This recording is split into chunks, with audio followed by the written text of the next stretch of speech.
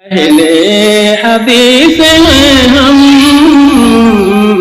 یہ عزم ہے ہمارا، گائیں گے ہم ہمیشہ توحید کے ترانے۔ اللہ الذی تساءلون به والارحام ان اللہ کان علیکم رقیبا یا ایہا الذین آمنوا اتقوا اللہ وقولوا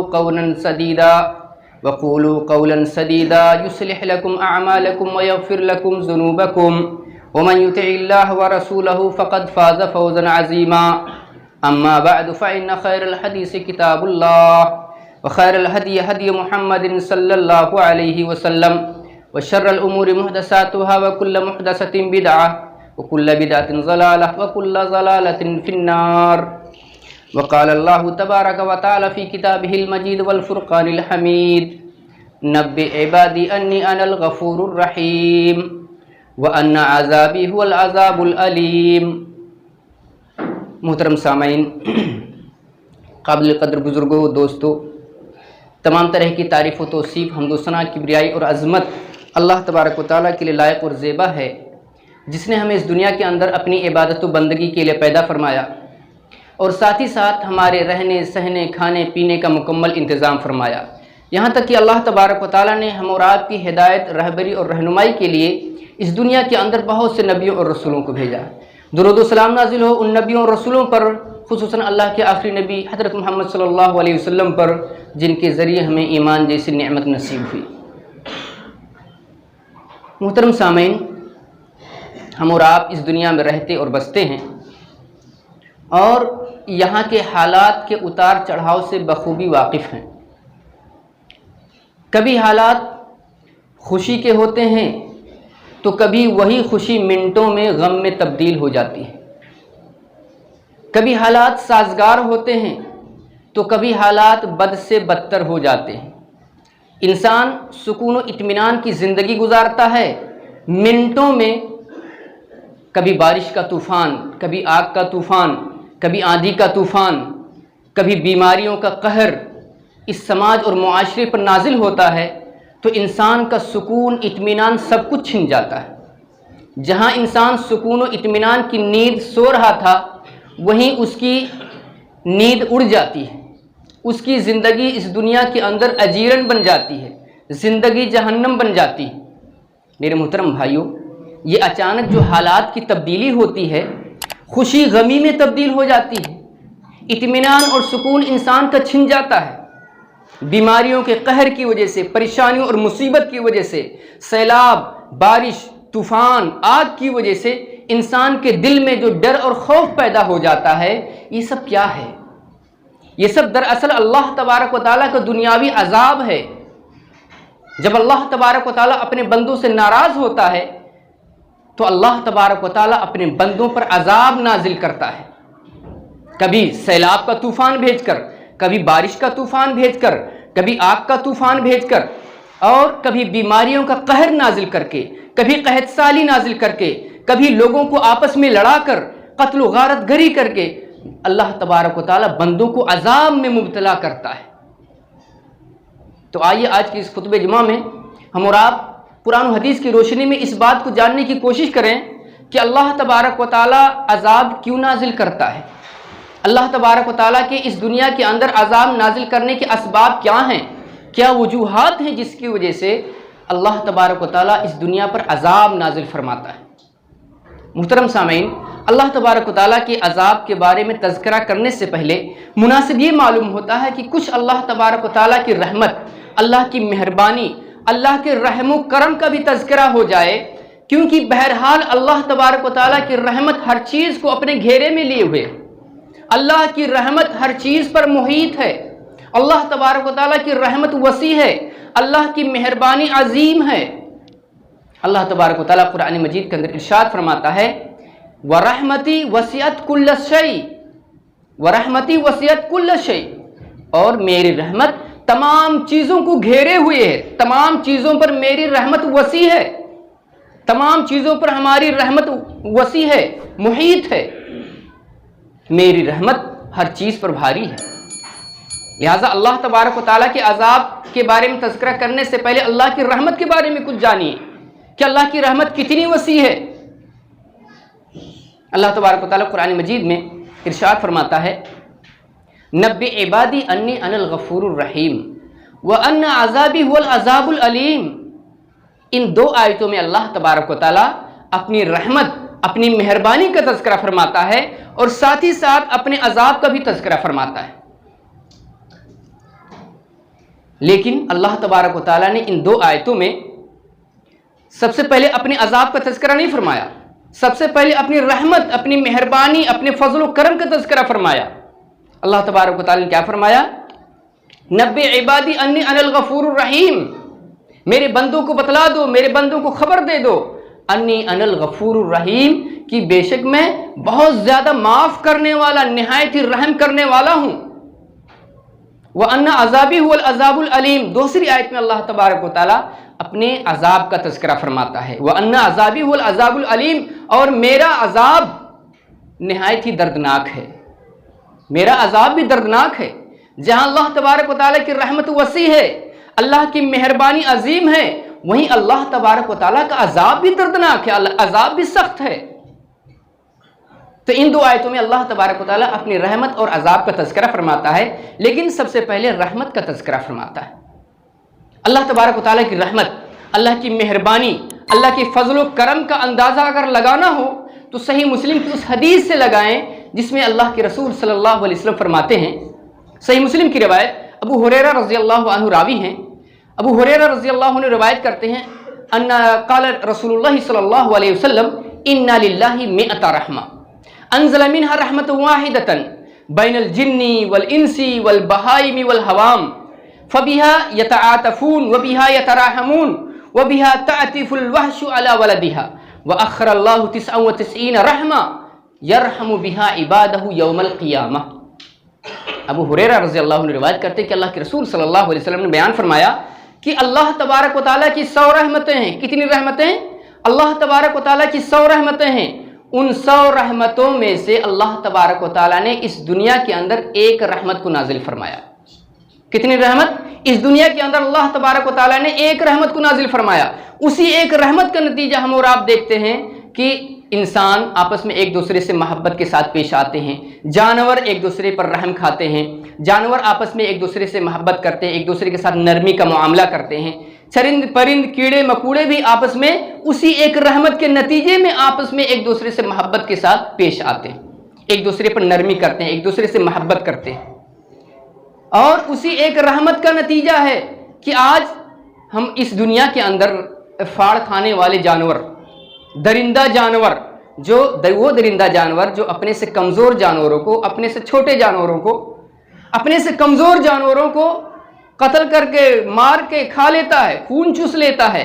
لیکن اسی ایک رحمت کے نتیجے میں وہ درندہ جانور اپنے بچے پر رحم کھاتا ہے۔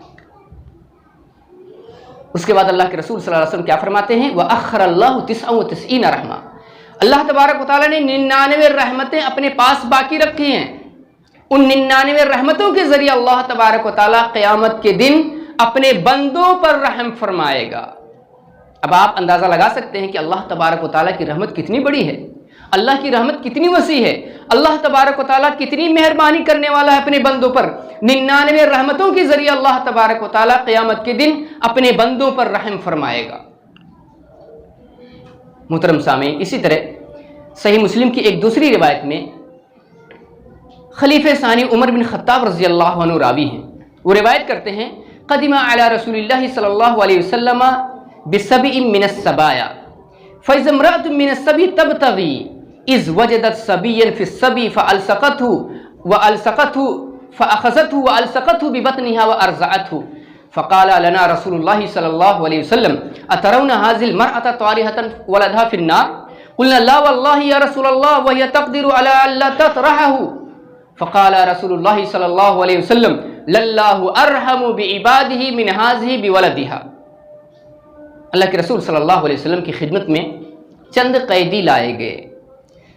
راوی کہتے ہیں کہ ان قیدیوں میں سے ہم لوگوں نے ایک عورت کو دیکھا کہ وہ عورت ادھر ادھر دوڑ بھاگ کر رہی ہے، کوئی چیز تلاش کر رہی ہے۔ راوی کہتے ہیں اسی درمیان ہم لوگوں نے دیکھا کہ وہ عورت ایک بچے کو پاتی ہے.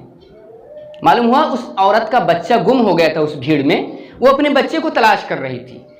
راوی کہتے ہیں جب وہ عورت اپنے بچے کو پاتی ہے تو فوراً اپنے بچے کو گود میں اٹھا لیتی ہے, اپنے سینے اور پیٹ سے چپکاتی ہے اور محبت کے ساتھ دودھ پلانا شروع کر دیتی ہے. اللہ کے رسول صلی اللہ علیہ وسلم اس ماں کی محبت اپنے بچے کے لیے, جب اللہ کے رسول صلی اللہ علیہ وسلم یہ ماجرا دیکھتے ہیں تو اللہ کے رسول صلی اللہ علیہ وسلم اپنی امت کو, اپنے صحابہ کرام کو ایک درس دینا چاہتے ہیں, ایک تعلیم دینا چاہتے ہیں. اللہ کے رسول صلی اللہ علیہ وسلم اپنے صحابہ کرام سے پوچھتے ہیں اس ماں کو دیکھو جو ماں اپنے بچے سے نہایت محبت کرنے والی ہے, نہایت ہی پریشان حال ہو کر اپنے بچے کو تلاش کر رہی تھی, اور جیسے ہی اس کا بچہ ملا فوراً اس کو گود میں اٹھا کر دودھ پلانا شروع کر دیا. تم لوگوں کی کیا رائے ہے, کیا یہ ماں اپنے اس بچے کو آگ میں ڈالے گی؟ صحابہ کرام نے کہا اے اللہ کے رسول صلی اللہ علیہ وسلم, جب تک اس ماں کا بس چلے گا, جب تک اس ماں کی طاقت و قوت کام دے گی, یہ اپنے بچے کو کبھی آگ میں نہیں ڈال سکتی. اللہ کے رسول صلی اللہ علیہ وسلم کیا فرماتے ہیں, للہ ارحم بعبادہ من ہذہ بولدہا. جتنی محبت تم لوگ اس ماں کی اپنے بچے کے لیے دیکھ رہے ہو, اس سے کہیں زیادہ اللہ تبارک و تعالیٰ اپنے بندوں پر رحم و کرم کرنے والا ہے. اس سے کہیں زیادہ اللہ تبارک و تعالیٰ اپنے بندوں پر مہربانی کرنے والا ہے. اب آپ سمجھ سکتے ہیں کہ اللہ تبارک و تعالیٰ کتنا بڑا مہربان ہے, کتنے بڑے فضل و کرم والا ہے, کتنی رحمتوں والا ہے. میرے محترم بھائیو, اور اب آئیے ہم لوگ سنتے ہیں کہ اللہ تبارک و تعالیٰ اس دنیا کے اندر جو عذاب نازل کرتا ہے ان کے اسباب کیا ہیں. عذاب نازل کرنے کے بہت سے اسباب ہیں, لیکن میں اس خطبہ جمعہ میں چند اسباب کا ذکر کرتا ہوں قرآن و حدیث کی روشنی میں. ضرورت اس بات کی ہے کہ ہم ان اسباب سے بچیں تاکہ اللہ تبارک و تعالیٰ کے عذاب سے بچ سکیں. میرے محترم بھائیو, اللہ تبارک و تعالیٰ کے دنیاوی عذاب کا سب سے پہلا اور اہم سبب ہے اللہ تبارک و تعالیٰ کی ناراضگی. جب اللہ تبارک و تعالیٰ اپنے بندوں سے ناراض ہوتا ہے تو کہیں سیلاب کا طوفان بھیج دیتا ہے جس سے گاؤں کے گاؤں, بستی کی بستی بہہ جاتی ہے, شہر کا شہر بہہ جاتا ہے اور دور دور تک نام و نشان نہیں ملتا. نہ جانے کتنے لوگ بہہ جاتے ہیں, نہ جانے کتنے لوگ ڈوب کر مر جاتے ہیں, کتنے لوگوں کے خاندان گھر تباہ و برباد ہو جاتے ہیں. جب اللہ تبارک و تعالیٰ ناراض ہوتا ہے تو کہیں آگ کا عذاب بھیج دیتا ہے, جس آگ کی زد میں نہ جانے کتنی دکانیں, کتنے کارخانے, کتنی کمپنیاں, کتنے لوگ آ جاتے ہیں, منٹوں میں تباہ و برباد ہو جاتے ہیں. جب اللہ تبارک و تعالیٰ ناراض ہوتا ہے تو کہیں پر بیماریوں کا قہر نازل فرما دیتا ہے جس سے لوگ مر جاتے ہیں, ہلاک و برباد ہو جاتے ہیں. جو لوگ بچتے ہیں ان کے دلوں میں اللہ تبارک و تعالیٰ کا ڈر اور خوف بس جاتا ہے. جب اللہ تبارک و تعالیٰ ناراض ہوتا ہے تو اس دنیا پر قحط سالی نازل فرما دیتا ہے, لوگ دانے دانے کے ترستے ہیں, مہنگائی بڑھ جاتی ہے. جب اللہ تبارک و تعالیٰ ناراض ہوتا ہے تو اپنے بندوں کو آپس میں لڑا دیتا ہے, لوگ آپس ہی میں ایک دوسرے کا خون کرتے ہیں, ایک دوسرے کا قتل کرتے ہیں, خوف اور دہشت کا ماحول پیدا ہو جاتا ہے. وہ فرعون جو اپنے آپ کو بہت بڑا بادشاہ سمجھتا تھا, اپنے آپ کو بڑا رب کہلواتا تھا, انا ربکم الاعلی اس نے کہا, لیکن جب اللہ تبارک و تعالیٰ اس فرعون سے ناراض ہوا تو اللہ تبارک و تعالیٰ نے اس فرعون ہی کیوں نہیں بلکہ اس کی فوج سمیت اس کو دریا کے اندر ڈبا دیا. اللہ تبارک و تعالیٰ نے قرآن مجید کے اندر ارشاد فرمایا فلما آسفونا انتقمنا منہم فاغرقناہم اجمعین, کہ جب ان لوگوں نے ہمیں ناراض کیا, ہمیں غصہ دلایا تو ہم نے ان تمام لوگوں کو پانی کے اندر, دریا کے اندر ڈبا دیا, ہلاک و برباد کر دیا. فرعون کبھی تصور نہیں کیا ہوگا کہ میں بھی کبھی دریا میں ڈوب کر مروں گا, لیکن اللہ تبارک و تعالیٰ جب ناراض ہوتا ہے تو ایسے لوگوں پر اللہ تبارک و تعالیٰ کا قہر نازل ہوتا ہے, اللہ کا عذاب نازل ہوتا ہے, اللہ کی پکڑ سے نہیں بچ سکتے. لہٰذا معلوم ہوا کہ ہمیں اللہ تبارک و تعالیٰ کی ناراضگی سے بچنا ہے, ہمیں ان کاموں سے دور رہنا ہے جس سے اللہ تبارک و تعالیٰ ناراض ہوتا ہے. ان کاموں کو ہمیں کرنا ہے جس کی وجہ سے اللہ تبارک و تعالیٰ ہم سے راضی ہوتا ہے, خوش ہوتا ہے, اور جن کام کو کرنے کی وجہ سے اللہ تبارک و تعالیٰ کی رحمتوں کی بارش ہوتی. اسی طرح اللہ تبارک و تعالیٰ کے عذاب نازل کرنے کا دوسرا سبب ہے معاشرے اور سماج میں گناہوں کی کثرت. جب گناہ زیادہ ہو جاتا ہے، برائیاں حد سے زیادہ ہو جاتی ہیں، تو اللہ تبارک و تعالیٰ کا قہر نازل ہوتا ہے، اللہ کا عذاب نازل ہوتا ہے۔ صحیح بخاری کی روایت میں ام المومنین زینب بنت جہش رضی اللہ عنہ روایت کرتی ہیں، استيقظ النبی صلی اللہ علیہ وسلم محمرا وجهه وهو يقول لا الہ الا اللہ ویل للعرب من شر قد اقترب فتح اليوم من ردم یأجوج ومأجوج مثل هذه قیل انہلک فینا الصالحون قال نعم اذا کثر الخبث۔ اللہ کے رسول صلی اللہ علیہ وسلم کے بارے میں ام المومنین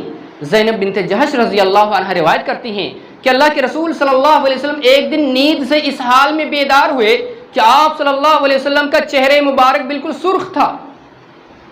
اور آپ صلی اللہ علیہ وسلم کی زبان مبارک سے یہ کلمات ادا ہو رہے تھے، لا الہ الا اللہ ویل للعرب، اللہ کے علاوہ کوئی معبود برحق نہیں، اور عربوں کی تباہی بربادی اس بلا سے ہونے والی ہے، اس مصیبت سے ہونے والی جو کہ قریب آ گئی ہے۔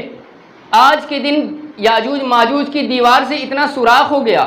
یہ قرب قیامت کی نشانی ہے کہ یاجوج ماجوج جس دیوار میں قید ہیں اس دیوار کو توڑ کر نکلیں گے، فساد مچائیں گے، فساد برپا کریں گے، ہلاکت و بربادی برپا کریں گے۔ تو اللہ کے رسول صلی اللہ علیہ وسلم اسی ہلاکت و بربادی کی طرف اشارہ کر رہے ہیں کہ عربوں کی تباہی قریب آ گئی ہے اس بلا سے کہ آج یاجوج ماجوج کی دیوار سے اتنا سوراخ ہو گیا۔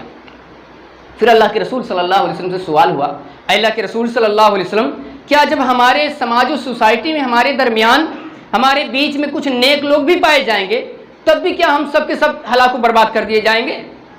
ہم اور آپ کیا تصور کرتے ہیں کہ ہمارے اندر کچھ لوگ نیک تو ہیں، پورا معاشرہ برا تو نہیں ہے، پوری سوسائٹی بری تو نہیں ہے، ہمارے معاشرے سوسائٹی میں گرچہ گناہ ہے لیکن ہمارے معاشرے اور سوسائٹی میں کچھ لوگ ایسے ہیں جو نیک ہیں، صالح ہیں، دیندار ہیں، اللہ کی عبادت و بندگی کرنے والے ہیں، تو کیا ہم لوگ ایسے ہلاک و برباد کر دیے جائیں گے؟ نہیں۔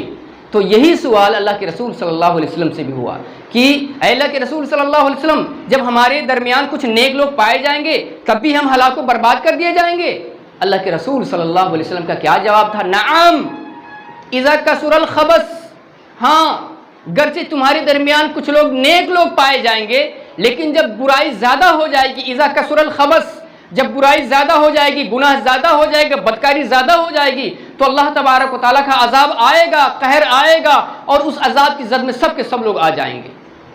جب گیہوں پسے گا تو گیہوں کے ساتھ ساتھ گھن بھی پس جائے گا۔ میرے محترم بھائیوں، تو معلوم یہ ہوا کہ معاشرے اور سماج میں گناہوں کی کثرت اللہ تبارک و تعالیٰ کے عذاب کا بلاوا ہے، اللہ تبارک و تعالیٰ کے عذاب کا سبب ہے، اللہ کے قہر کا سبب ہے۔ اس لیے ہم اور آپ کی کوشش ہونی چاہیے کہ ہم خود نیک کام کریں اور اپنے بھائیوں کو بھی نیک کام کی دعوت دیں، خود برائیوں سے دور رہیں اور اپنے بھائیوں کو بھی برائیوں سے روکیں، برائیوں سے دور کریں۔ یہ نہ سمجھیں کہ ہم خود نیک کام کر لیے تو بڑی تیر مار لیے، نہیں، خود بھی نیک کام کریں اور اپنے بھائیوں کو بھی نیکی کی طرف لائیں، خود بھی برائیوں سے بچیں، اپنے معاشرے کو برائیوں سے بچائیں، اپنے بھائیوں کو بھی برائیوں سے دور کریں، تب ہم اللہ تبارک و تعالیٰ کے عذاب سے بچ سکتے ہیں۔ اسی طرح سنن ابن ماجہ کی روایت میں اللہ کے رسول صلی اللہ علیہ وسلم نے عذاب الہی کے 5 اسباب بتلائے۔ اللہ کے رسول صلی اللہ علیہ وسلم سے عبداللہ ابن عمر رضی اللہ عنہ روایت کرتے ہیں کہ اللہ کے رسول صلی اللہ علیہ وسلم نے مہاجرین کی جماعت کو مخاطب فرمایا، اور اللہ کے رسول صلی اللہ علیہ وسلم فرمایا کہ اے مہاجرین کی جماعت، 5 ایسی بری خصلتیں ہیں، 5 ایسی بری عادتیں ہیں کہ جب وہ بری عادتیں تم میں پائی جائیں گی تو اللہ تبارک تعالیٰ تمہیں سزاؤں سے ضرور دوچار کرے گا، اور میں اللہ کی پناہ مانگتا ہوں کہ وہ 5 بری عادتیں تم تک نہ پہنچیں۔ پھر اللہ کے رسول صلی اللہ علیہ وسلم یک کے بعد دیگرے 5 اسباب بتلائے۔ پہلا سبب اللہ کے رسول صلی اللہ علیہ وسلم نے یہ بیان فرمایا کہ جب بھی کسی قوم کے اندر بے حیائی، بے شرمی، فحاشی، بدکاری کھلا ہونے لگے گی تو اللہ تبارک و تعالیٰ ایسی قوم پر، ایسے لوگوں پر تعاون یعنی پلیگ، تعاون کی بیماری نازل کر دے گا، اور ایسی مہلک اور خطرناک بیماریوں کا قہر نازل فرمائے گا کہ وہ خطرناک بیماریاں ان سے پہلے کے لوگوں میں تھی ہی نہیں، خطرناک مہلک بیماریاں، ایسی بیماریاں وجود میں آئیں گی جن کا کوئی علاج نہیں ہوگا۔ آج ہمارے معاشرے سوسائٹی پر کیا ہو رہا ہے؟ بیماریوں کا قہر نازل ہو رہا ہے، ایسی ایسی نئی نئی بیماریاں وجود میں آ رہی ہیں کہ ڈاکٹر خود نہیں جان پاتے کہ اس کا علاج کیا ہے۔ یہ کرونا کیا ہے؟ کرونا حقیقت ہے تب بھی عذاب ہے، اور اگر افواہ ہے تو اس سے بڑا عذاب ہے۔ میرے محترم بھائیوں، آج ہمارے معاشرے سوسائٹی میں گناہ عام ہے، برائیوں کی کثرت ہے، گناہ کھلم کھلا ہو رہے ہیں، فحاشی، بدکاری، بے حیائی کے کام کھلم کھلا ہو رہے ہیں۔ آج ضرورت ہے کہ ہم اپنے معاشرے سوسائٹی سے بے حیائی، بدکاری، فحاشی کو دور کریں، تب ہم اللہ تبارک و تعالیٰ کے عذاب سے بچ سکتے ہیں۔ اسی طرح دوسرا سبب اللہ کے رسول صلی اللہ علیہ وسلم نے یہ بیان فرمایا کہ جب بھی کسی قوم کے اندر ناپ تول کی کمی پائی جائے گی تو اللہ تبارک و تعالیٰ ایسی قوم سے آسمان کی بارش روک لے گا۔ اگر جانور نہ پائے جائیں تو اس دنیا کے اندر بارش نازل ہو ہی نہ۔ آج ہمارے معاشرے سوسائٹی میں ناپ تول کی کمی عام ہے، لوگ دھڑلے سے ناپ تول میں کمی کرتے ہیں، جب لینا ہوتا ہے تو برابر لیتے ہیں، بلکہ اس سے زیادہ بھی لے لیتے ہیں، اور جب دینا ہوتا ہے تو کم ناپتے ہیں، کم تولتے ہیں، کم وزن کرتے ہیں۔ اس ناپ تول کی برائی کو ہم اور عام معمولی نہ سمجھیں،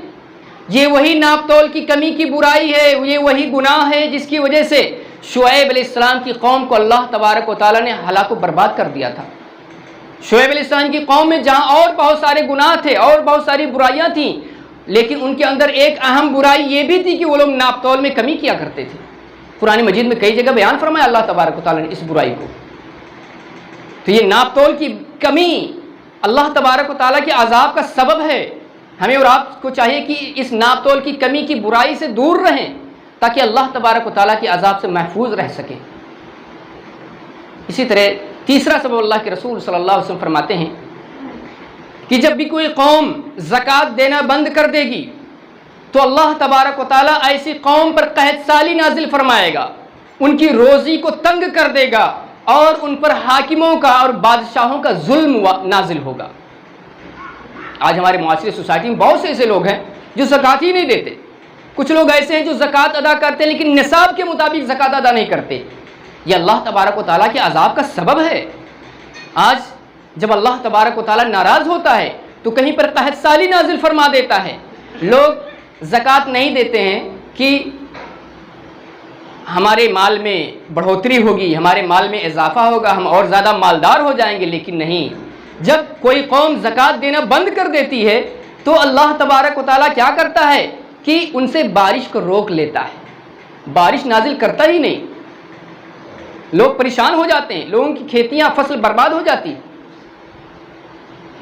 اسی طرح اللہ کے رسول صلی اللہ علیہ وسلم چوتھا سبب بتلاتے ہیں کہ اللہ اس کے رسول کے عہد و پیمان کو جب توڑا جائے گا تو ایسی قوم پر غیر قوموں کے دشمن آ کر مسلط ہو جائیں گے۔ جب بھی کوئی قوم اللہ اس کے رسول کے عہد و پیمان کو توڑے گی تو ان پر غیر قوم کے دشمن آ کر مسلط ہو جائیں گے، غالب آ جائیں گے، اور مسلمانوں کے ہاتھوں سے وہ بعض چیزیں چھین لیں گے جو مسلمانوں کے ہاتھوں میں ہوں گی، چاہے وہ حکومت و سلطنت ہو، چاہے روب و دبدبہ ہو، چاہے شان و شوکت ہو، چاہے مال و دولت ہو، چاہے بزنس اور تجارت ہو۔ جب اللہ اس کے رسول کے عہد و پیمان کو توڑا جائے گا تو اللہ تبارک و تعالیٰ کا یہ عذاب نازل ہوگا کہ ان پر غیر قوم آ کر مسلط ہو جائیں گے اور مسلمانوں کے ہاتھوں سے حکومت، سلطنت، روپے، پیسے، دولت سب چھین لیں گے۔ بہت سے ایسے ممالک ہیں، تاریخ اٹھا کر پڑھیے، بہت سے ایسے ملک ہیں جہاں مسلمانوں کی تقریباً 800-900 سال، ہزاروں سال تک حکومت تھی، مسلمانوں کا ایک روب و دبدبہ تھا، مسلمانوں کی شان و شوکت تھی، مسلمانوں کا بول بالا تھا، لیکن جب اللہ اور اس کے رسول کے عہد و پیمان کو توڑا گیا تو اللہ تبارک و تعالیٰ کا ان پر قہر نازل ہوا اور ان کی حکومت، سلطنت، روب و دبدبہ، شان و شوکت، مال و دولت سب کچھ چھن گئی۔ لوگوں کا خون بہایا گیا، مسلمانوں کا خون بہایا گیا، اس ملک میں ان کا رہنا دوبھر کر دیا گیا۔ تو جب اللہ اس کے رسول کا عہد و پیمان توڑا جاتا ہے تو اللہ کا عذاب نازل ہوتا ہے، ان پر غیر قوم آ کر مسلط ہو جاتے ہیں، غیر قوم آ کر غالب آ جاتے ہیں ان پر۔ اسی طرح پانچواں سبب اللہ کے رسول صلی اللہ علیہ وسلم فرماتے ہیں کہ جب بھی کسی قوم کے رہبر، رہنما، امام، لیڈر، حاکم بادشاہ اللہ اور اللہ تبارک و تعالیٰ کے نازل کیے ہوئے قانون کے مطابق فیصلے نہیں کریں گے تو اللہ تبارک و تعالیٰ ایسی قوم میں خانہ جنگی ڈال دے گا. لوگ آپس میں لڑیں گے، مریں گے، کٹیں گے، ایک دوسرے کا قتل کریں گے، ایک دوسرے کا خون بہائیں گے. آپ حالات حاضرہ سے واقف ہیں. یمن میں جو ہو رہا ہے، سیریا میں جو ہو رہا ہے، افغانستان میں جو ہو رہا ہے، مصر میں، عراق میں جو ہو رہا ہے اور بہت سارے ملکوں میں جو ہو رہا ہے، کیا کس وجہ سے؟ وہاں خانہ جنگی عام ہے. کیونکہ اللہ تبارک و تعالیٰ کے قانون کو نافذ نہیں کیا گیا ہے. اللہ تبارک و تعالیٰ کے قانون کو چھوڑ کر لوگوں نے اپنے قوانین بنائے ہیں، ان پر عمل کرنا شروع کر دیا ہے. تو جہاں بھی اللہ تبارک و تعالیٰ کے نازل کیے ہوئے قانون پر عمل نہیں ہوگا، ان قوانین کے مطابق فیصلے نہیں ہوں گے، تو وہاں خانہ جنگی ہوگی. لوگ آپس میں لڑیں گے، مریں گے، کٹیں گے. تو میرے محترم بھائیو، چند اسباب تھے اور بہت سارے اسباب ہیں جن کی وجہ سے اللہ تبارک و تعالیٰ کا قہر نازل ہوتا ہے. معلوم یہ ہوا، خلاصہ کلام یہ ہوا کہ اللہ تبارک و تعالیٰ کا جو اس دنیا پر عذاب نازل ہوتا ہے، یہ ہمارے ہاتھوں کے کیے ہوئے کا نتیجہ ہے. اللہ تبارک و تعالیٰ نے قرآن مجید کے اندر ارشاد فرمایا وَمَا أَصَابَكُم مِّن مُّصِيبَةٍ فَبِمَا كَسَبَتْ أَيْدِيكُمْ وَيَعْفُو عَن كَثِيرٍ، کہ تمہارے اوپر جو بھی مصیبت آتی ہے وہ تمہارے ہاتھوں کے کیے ہوئے کرتوت کا نتیجہ ہے. وَيَعْفُو عَن كَثِيرٍ، اور اللہ تبارک و تعالیٰ تمہارے بہت سے گناہ کو معاف کر دیتا ہے. یہ نہ سوچو کہ ہمارے اوپر جو مصیبت آتی ہے اللہ تبارک و تعالیٰ ہمارے ہر گناہ کی پکڑ کرتا نہیں. وَيَعْفُو عَن كَثِيرٍ، اللہ تبارک و تعالیٰ تمہارے بہت سے گناہوں کو معاف بھی کر دیتا ہے، لیکن بعض گناہ کی بنیاد پر تمہاری پکڑ بھی کرتا ہے، اور یہ ہمارے ہاتھوں کے کیے ہوئے کا نتیجہ ہے کہ ہم پر عذاب نازل ہوتا ہے. لہٰذا ضرورت اس بات کی ہے کہ ہم ایسے کاموں سے بچیں، ایسے اسباب سے دور رہیں جن کی وجہ سے اللہ تبارک و تعالیٰ کا عذاب نازل ہوتا ہے، اور ہم اور آپ ان کاموں کو کرنے کی کوشش کریں، ان کاموں کو کریں، ان میں محنت کریں جن کی وجہ سے اللہ تبارک و تعالیٰ کی رحمت کا نزول ہوتا ہے. اب آخر میں دعا کہ اللہ تبارک و تعالیٰ ہم اور آپ کو نیک عمل کرنے کی توفیق عطا فرمائے. وآخر دعوانا ان الحمدللہ رب العالمین. بارک اللہ لی ولکم فی القرآن العظیم ونفعنی وإیاکم بالآیات والذکر الحکیم انہ تعالی جواد کریم ملک مرفوع.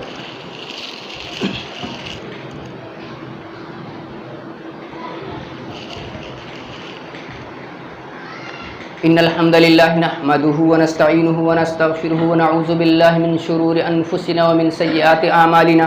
من يهده الله فلا مضل له ومن يضلل فلا هادي له واشهد ان لا اله الا الله وحده لا شريك له واشهد ان محمدا عبده ورسوله. اما بعد فان خير الحديث كتاب الله وخير الهدي هدي محمد صلى الله عليه وسلم وشر الامور محدثاتها وكل محدثة بدعة وكل بدعة ضلالة وكل ضلالة في النار. اعوذ باللہ من الشیطان الرجیم. بسم اللہ الرحمن الرحیم. ان اللہ وملائکتہ یصلون علی النبی یا ایہا الذین آمنوا صلوا علیہ وسلموا تسلیما. اللہم صل علی محمد وعلی آل محمد کما صلیت علی ابراہیم وعلی آل ابراہیم انک حمید مجید. اللہم بارک علی محمد وعلی آل محمد کما بارکت علی ابراہیم وعلی آل ابراہیم انک حمید مجید. عباد اللہ رحمکم اللہ. ان اللہ یأمر بالعدل والإحسان وإيتاء ذي القربى وينهى عن الفحشاء والمنكر والبغي يعظكم لعلكم تذكرون. اذكروا الله يذكركم وادعوه يستجب لكم ولذكر الله تعالى أعظم وأتم وأكبر.